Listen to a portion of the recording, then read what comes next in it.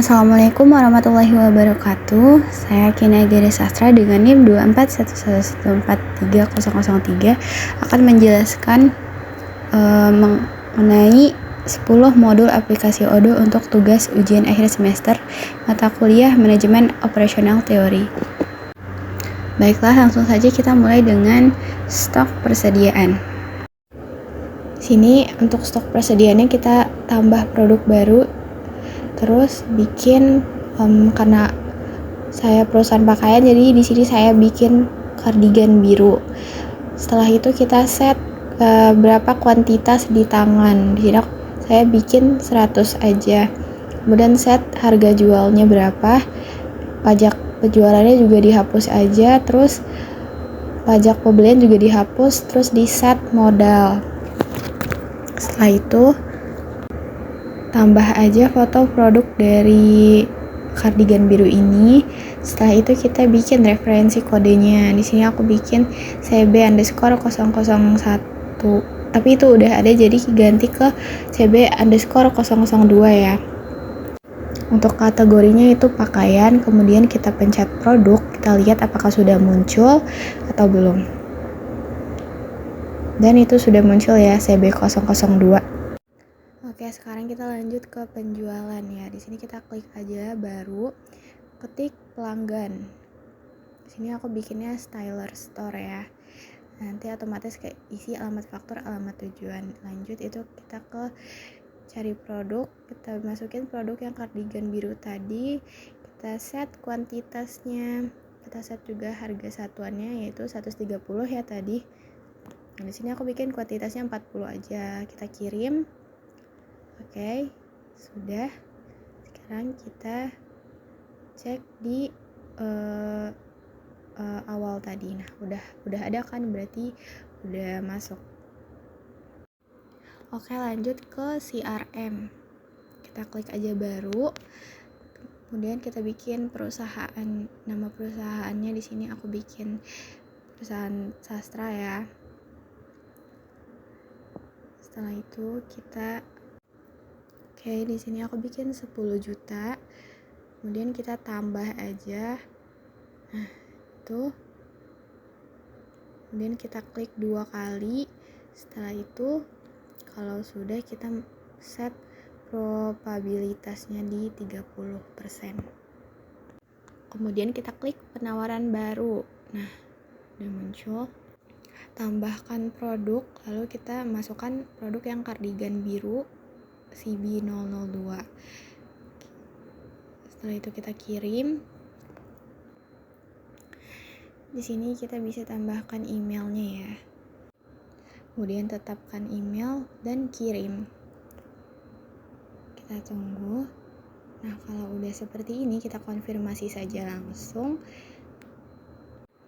Klik manufaktur dan itunya emang faktur reguler, terus buat faktur. Nah, setelah itu keluar draft seperti ini, kemudian kita klik saja konfirmasi. Keluar faktur pelanggan, kita kirim ke email tadi. Kita klik kirim lagi, kemudian kita tunggu. Nah, bisa dilihat itu sudah terkirim ya, teman-teman. Di sini kita bisa mencetak kartu faktur pelanggannya ya, teman-teman. Kalau udah tercetak, kemudian kita bisa di sini kita pencet sell order, lalu tekan pengiriman, lalu kita validasi. Setelah itu kita kembali, kita cek di stok persediaan apakah dia sudah bertambah ya. Nah, bisa kita cek itu udah 99. Selanjutnya itu kita masuk ke bagian kontak. Kemudian kita bikin tekan baru. Kita masukkan nama. Kemudian masukkan email. Setelah itu kita buat alamatnya, itu kita bikin Indonesia ya. Setelah itu masukkan jabatan kerjanya apa, websitenya juga apa. Setelah itu langsung saja kita tekan simpan secara manual. Tapi sebelum itu kita buat perusahaannya, nama perusahaannya. Setelah itu kita simpan. Oke. Kembali lagi ke menu. Setelah itu kita tekan kalender. Nah, di kalender ini kita bisa membuat pertemuan, klik baru. Sini kita bikin contohnya meeting perusahaan ya. Kita set tanggalnya berapa, tanggal, bulan, dan tahunnya berapa. Kemudian set durasi. Sini set 1. Terus kemudian lokasinya itu kita bikin aja online meeting. Nah, nanti keluar linknya otomatis dari Odoo-nya. Setelah itu pilih peserta. Kalau sudah seperti ini, kita klik saja kirim email.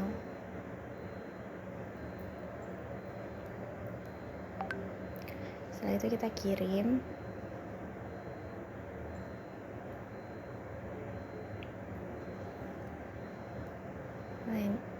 Lalu kita tekan di kalender itu.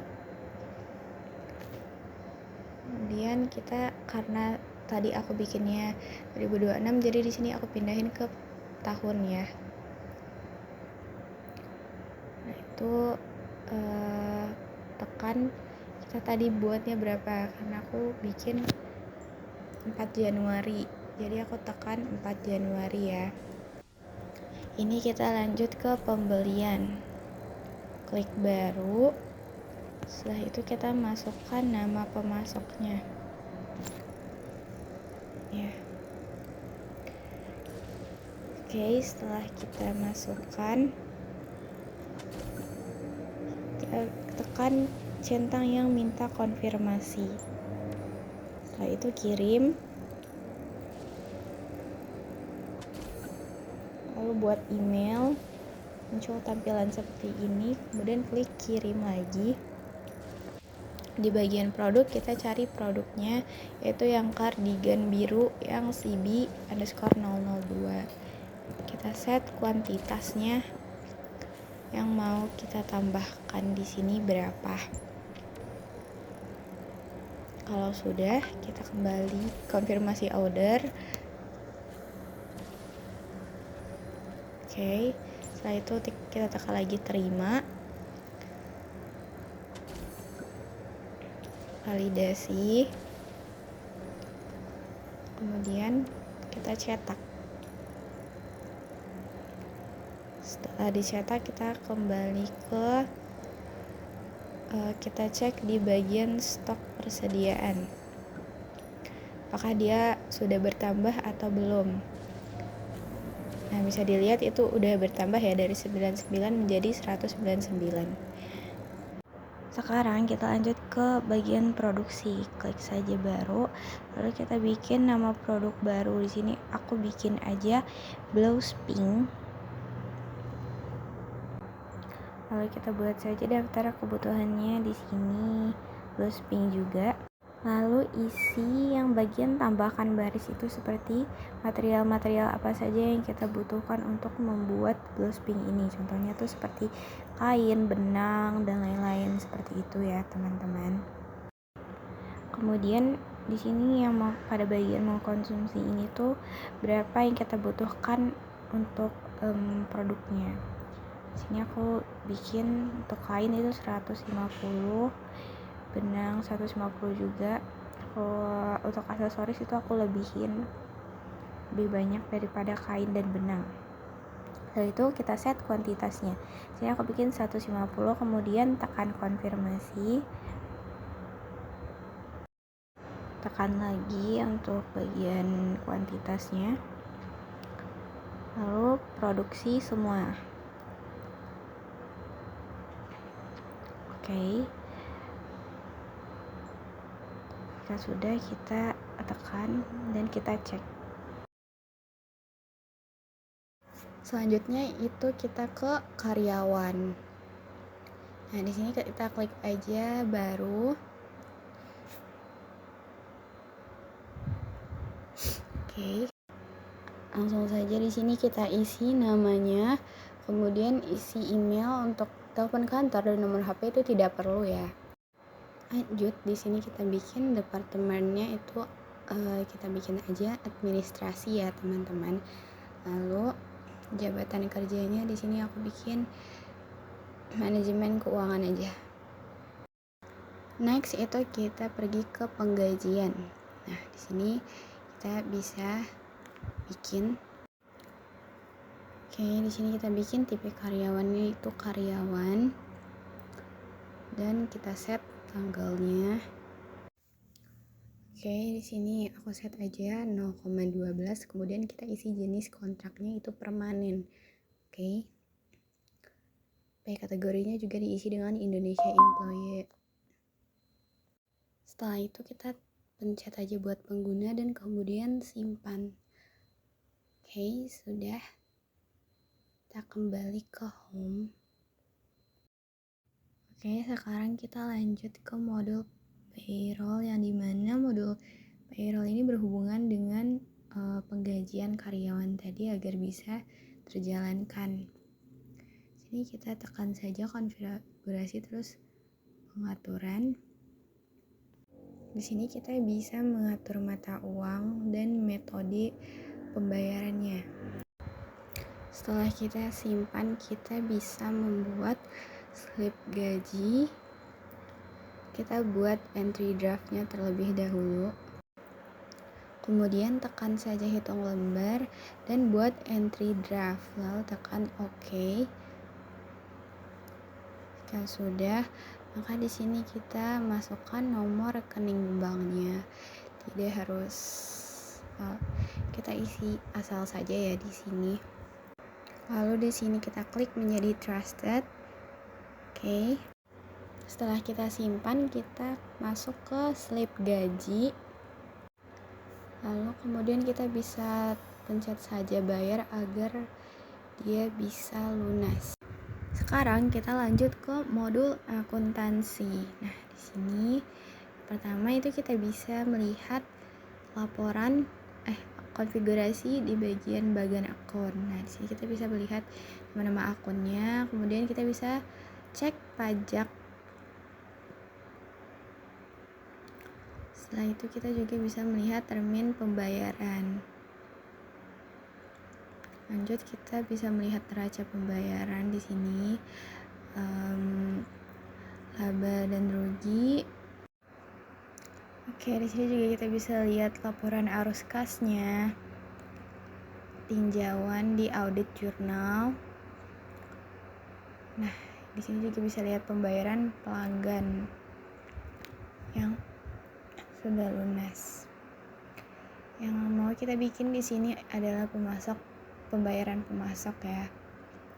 Nah, itu tadi aku udah bikin. Kita bikin aja pemasoknya tuh, aku bikin Tyler Store terus jumlahnya 50. Kalau udah, kemudian kita bisa cek di stok persediaan untuk melihat pembayarannya itu sudah lunas. Di sini tekan saja produk dan kita bisa melihat pembayarannya sudah lunas. Dan kita bisa juga cek di sejarah pergerakan. Nah, di sini kita melihat akuntansinya juga sudah lunas. Oke. Baiklah, itu saja penjelasan mengenai 10 modul yang ada di aplikasi Odoo.